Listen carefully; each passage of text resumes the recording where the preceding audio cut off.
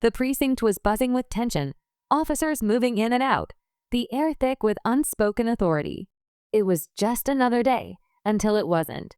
Officer Daniels, a veteran cop with a short fuse, stormed into the room, his eyes locking onto a woman he didn't recognize.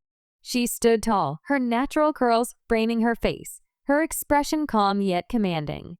But to him, she was just another civilian in his way.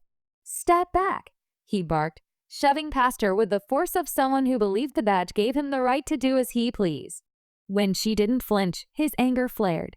In an instant, the situation escalated. Words turned sharp, his voice rising above the murmurs of the officers watching. Then, in a moment that would change everything, his fist clenched, and before anyone could stop him, he swung. The room fell silent. Gasps rippled through the crowd. The woman staggered but didn't fall. She didn't cry out. Instead, she straightened, adjusting her coat as if nothing had happened. And then, she reached into her pocket, pulled out her badge, and held it up for everyone to see. The golden shield gleamed under the fluorescent lights, and the words on it sent a chill down Daniel's spine. Chief of Police. Daniel's face drained of color. The same authority he had just abused now towered over him, not with anger, but with a quiet, undeniable power. Slowly, the realization sunk in, and the weight of his actions forced him to his knees. But was it regret, or just fear? Stay tuned, because this story is just getting started. The room was still.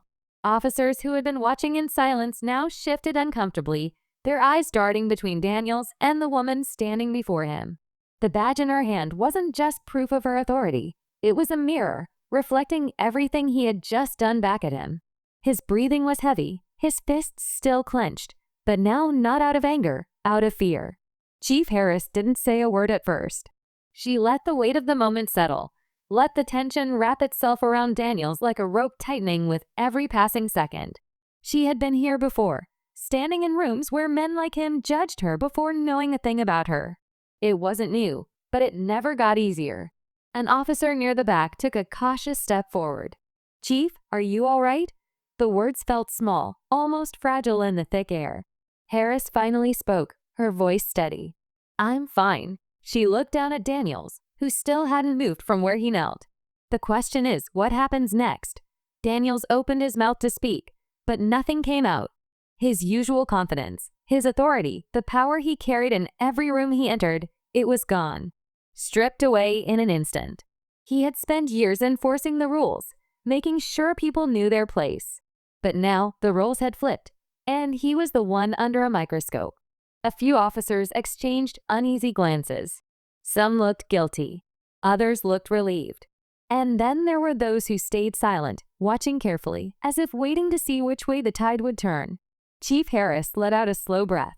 She had a choice to make. But first, she needed to know just how deep this problem really went. Daniels swallowed hard, his mind racing for a way out of this mess. But before he could speak, the doors to the precinct swung open. A tall man in a crisp suit strode in, his presence commanding immediate attention. Deputy Mayor Richardson. His sharp eyes scanned the room, landing on Chief Harris and the officer kneeling before her. He took a slow breath, then spoke. "What's going on here?" His voice was calm, but there was something underneath it, an edge of urgency. He already knew. Someone must have called him. Harris didn't answer right away. She studied him, wondering if he had come to make things right or to cover them up. Richardson had always played both sides, saying the right things in public, but hesitating when real action was needed. Daniels, sensing a possible lifeline, finally stood. "Sir, there's been a misunderstanding," he said quickly, his voice regaining some of its usual arrogance. "I didn't know." Harris cut him off. "Didn't know what?" She took a step forward, eyes locked on his. "That I had a badge? That I outranked you? Or that you were about to abuse your authority, and the only thing stopping you was finding out who I am?" The room held its breath. Daniels clenched his jaw, but he had no good answer. Then Richardson cleared his throat.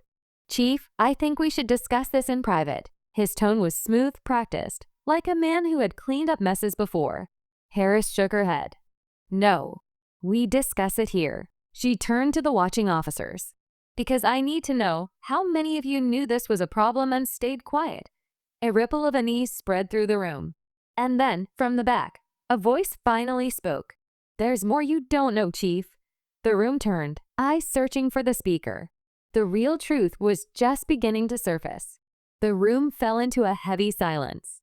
Chief Harris turned toward the voice, finding Officer Martinez, a younger cop, his expression a mix of hesitation and determination. He stepped forward, eyes flicking to Daniels before settling on Harris.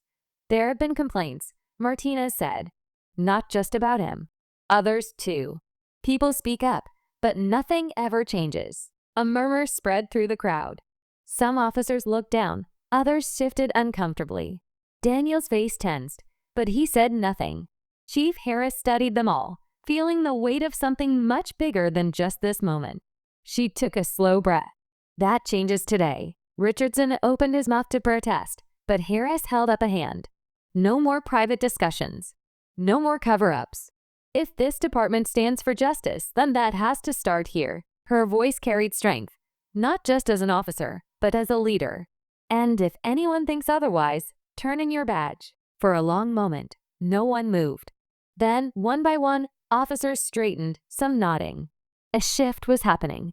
Change wasn't just a promise anymore, it was real. Daniels lowered his head. He knew his time was up. And Chief Harris? She had just begun.